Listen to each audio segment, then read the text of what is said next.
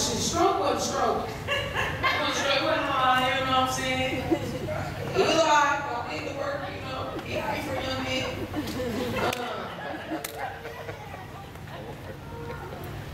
Okay, so back to the Bible for K take over. So we're in Luke chapter 6, and we're talking about the gangster Jesus. So I call ye me Lord, Lord, and do not the things which I say. So if you don't think anything tonight, know that God is not a punk.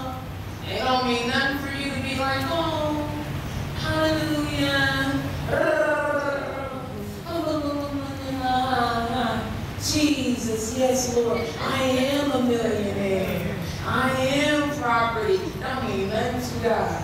Now he got angels lined up waiting on you to make a move, and the angels like, God, she's still talking. God, like, what's she doing? She's still talking. God, what do you know? He's still talking.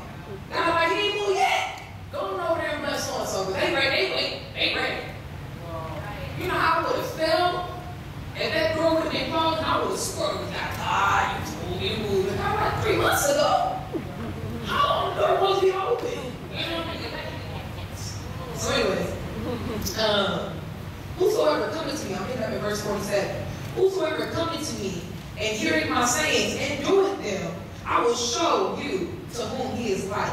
He is like a man which built an house and dig deep and laid the foundation on a rock. And when the flood arose, the stream beat vehemently upon the house and could not shake it, for it was founded upon a rock. But he that heareth and doeth not is like a man that without a foundation built an house upon the earth, against which the stream did beat vehemently, and immediately it fell, and the ruin of that house was great. There you go. If God tell you to do something, I don't care what it look like. I don't care what it look like. I remember the Israelites, they were looking into their eyes. I'm like, I don't give a time. Do they know that I'm God? Do they know that I'm running this? Do they know who I am? And again, well, they don't call me Lord, Lord then. You want to stagger, you want to run, you want to, oh, I don't know if God's going to do this, I don't know if God's going to do that. It means nothing to me that I thank God for the confidence He gave me and stuff. Okay, you did this, and you went to the head of the class and all that. No, I'm running. I'm running. And I don't know what wants to consume me. I should be up under the jail. I should be dead. And how I still have my child, I don't know. Because as quick as my hands move, if the judge will get a hold of me one more time, it's over. So that's Luke. So I'm explaining to you a bit about the ears. For those of you that were not here in the beginning, I'm talking about the importance of hearing. Not just listening, not just church attendance, but the importance of actually hearing the word. A word that penetrates to the innermost part of your ear that eventually stimulates your brain to do action. Okay? This is not only biblical, this is physical, anatomical, chemical. I'm trying not to get too technical with you guys. So I'm going to take y'all to the outer ear. Basically, this big part for everybody is kind of different sizes. Mine's are large, but put my hair on. They're called auditory ossicles, are those 3 bones. Ossicles are, I guess it's a big word for little bones. But your auditory ossicles are ear, little bones in the ear. Your auditory ossicles are in your middle ear. So you have what's called an outer ear, this part right here, part we can see. Then you have what's called a mid ear, the middle part of your ear, which there are 3 bones. And those 3 bones eventually lead to the inner ear. So, I'm not sure how far Bishop will be going into this. The outermost bone, in the mid ear, the first bone that you'll come to is called the malleus. And it's in Mary, A-L-L-E-U-S is in sin.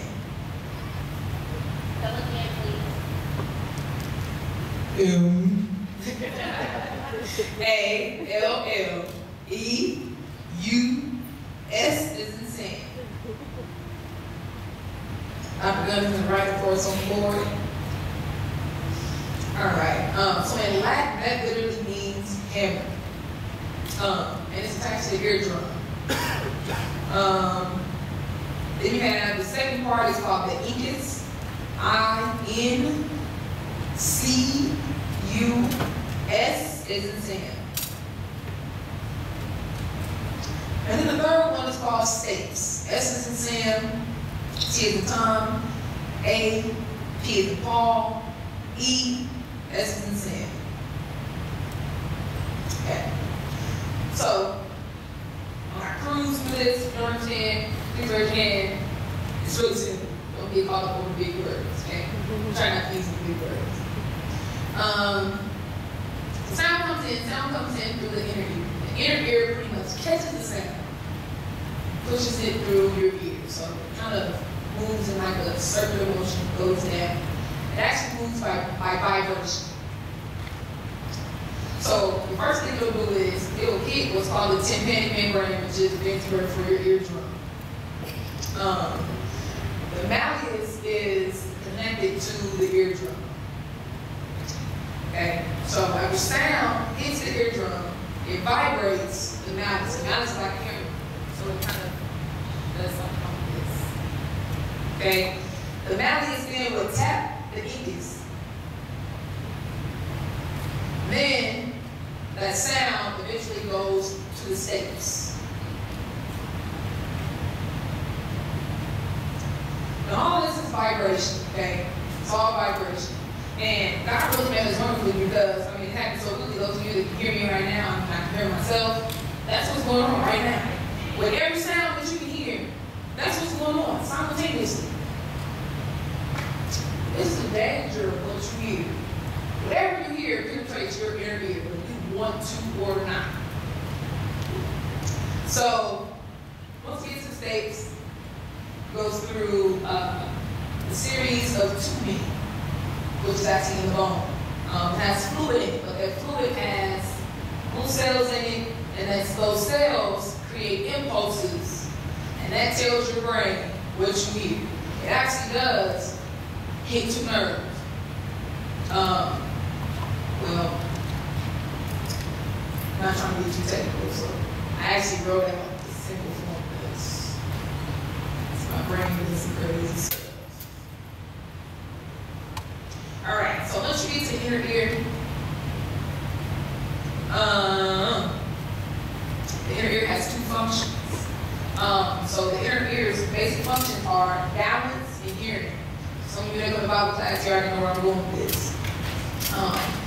The inner ear has what's called the bony labyrinth, and it's filled with central tubes that have like fluid. Your hearing cells are in there. Bony labyrinth is composed of 3 sections. I'm just talking. I don't know if y'all can write all this down. I'm going to get to my question whether you write it down or not. So if you're interested, you'll be in a Bible class or raise your hand. If not, keep going. The bony labyrinth has 3 sections. It has your cochlea, C-O-C-H-L-E-A. That's for hearing. C-O-C-H-L-E-A.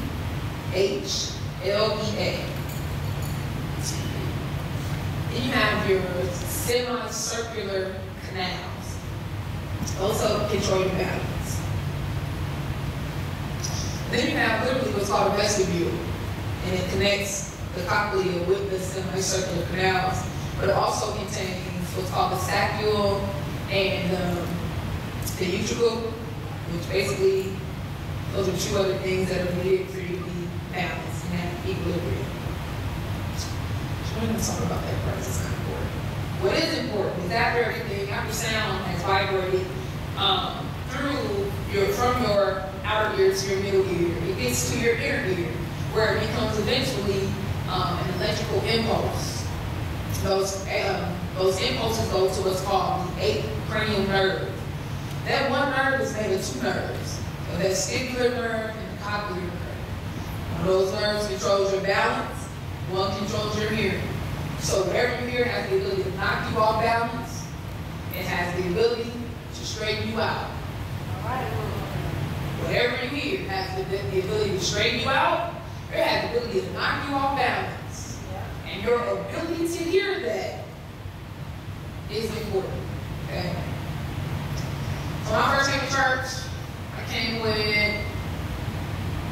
it was about like 12 of us. I'm the only one here right now. It was probably like 12 of us. And I remember trying to hear the word, trying to hear the word, trying to hear the word. So one day was talking, texting, all that. That wasn't a trick.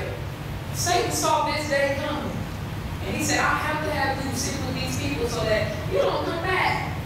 I don't want you to be Dr. Yarbrough. I can't have you being shy mom.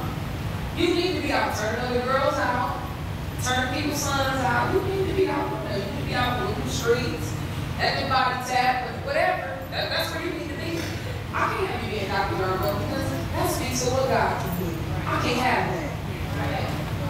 So, thank God I kept coming. Took some years.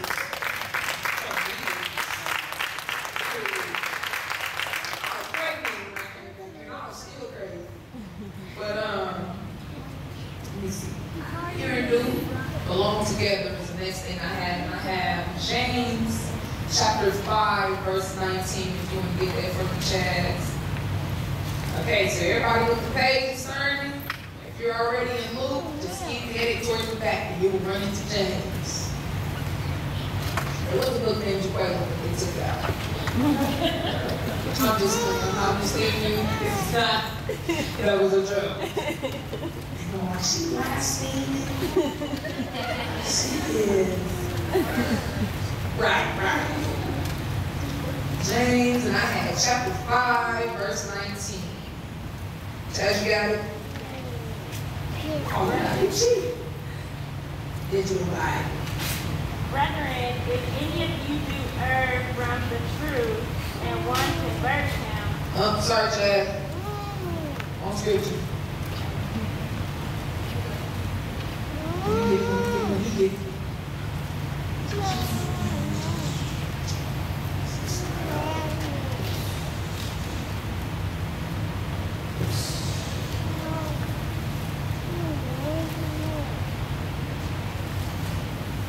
James 1:19. Sorry about that, Chad. I got 5:25. I don't know. 1:19 through 25. Yes, 1. Verse 19 through 25.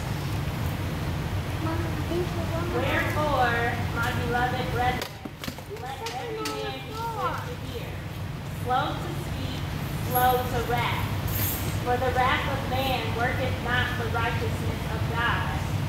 Wherefore, lay apart all filthiness and superfluity of naughtiness, and receive with meekness the engrafted word, which is able to save your souls. But be ye doers of the word, and not hearers only, deceiving your own selves. For if any be a hearer of the word, and not a doer, he is like unto a man beholding his natural face in a glass. For he beholdeth himself, and goeth his way, and straightway forgetteth what manner of man he was.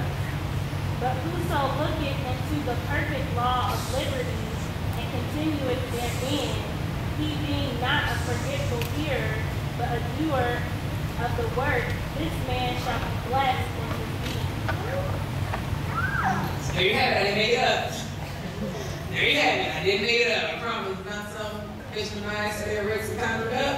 It is in the Bible. The Catholics might have that.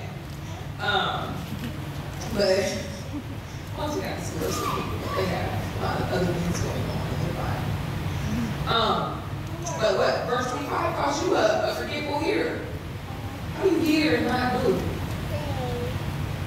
It's not enough to say, okay, well, I'm not having a mouth, I'm not having a bad attitude. And then you still tripping. That's not. Or, you know, I had to check myself before I got here. I had to clean my house up. I need to. No, how about you clean your house up? How you? I mean, I feel. I'm just saying, I had to tell myself, like, you go to other people's house and start cleaning their house up. And you got a sink full of dishes. How about you clean your house up? You know what I mean? That's how I talk to myself. Because the God that I serve, he's not that, okay, it's okay, just lay down. I know you're tired. Call me, oh, Lord, I ain't him. You don't do what I say. I don't bless you in the house. You maybe need to be homeless again.